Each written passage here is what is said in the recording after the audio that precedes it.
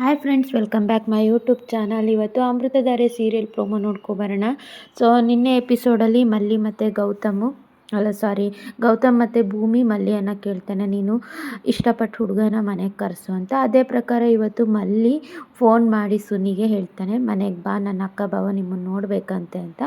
ಅದಕ್ಕೆ ಸುನಿ ಹೇಳ್ತಾರೆ, ನಿಮ್ಮ ಮನೆ ಅಡ್ರೆಸ್ ಗೊತ್ತಿಲ್ಲ, ಅವತ್ತು ನಡುದಾರಿಲಿ ನನ್ನ ಬಿಟ್ಟು ಹೋದ್ರಲ್ಲ, ನಿಮ್ಮ ಮನೆ ಅಡ್ರೆಸ್ ಗೊತ್ತಾಗುತ್ತೆ ಅಂತ ಹೇಳಿ.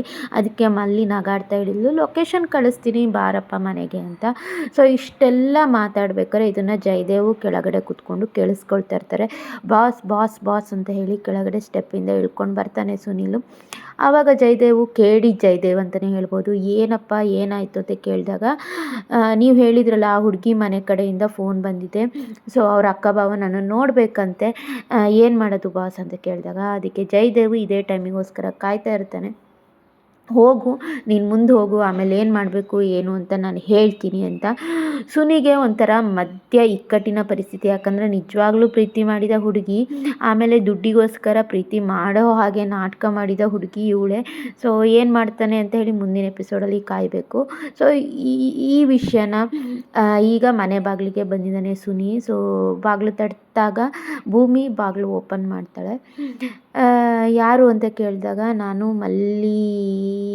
ಮಲ್ಲಿ ಅವರು ಕಳಿಸಿದ್ದು ಅಂತ ಹೇಳಿ ಒಂಥರ ಮುಜುಗರವಾಗಿ ಹೇಳ್ತಾನೆ. ಆವಾಗ ಭೂಮಿಗೆ ಶಾಕ್ ಆಗುತ್ತೆ, ಇದೇನಪ್ಪ ಇಷ್ಟು ಚಿಕ್ಕ ಹುಡುಗ ಅಂತ.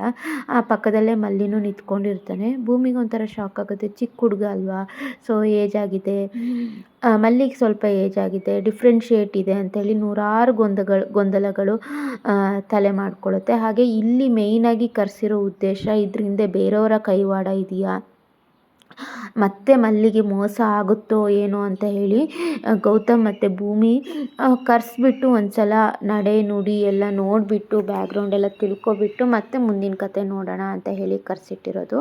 ಇಲ್ಲಿ ಮಲ್ಲಿನೂ ಸಹ ನಿಮಗೆ ಒಪ್ಪಿಗೆ ಆಯಿತು ಅಂದರೆ ನನಗೂ ಒಪ್ಪಿಗೆ ಅಂತಲೇ ಹೇಳಿರೋ ಅಂಥದ್ದು. ಇವತ್ತಿನ ಪ್ರೋಮೋ ಹೀಗಿರುತ್ತೆ. Thanks for watching.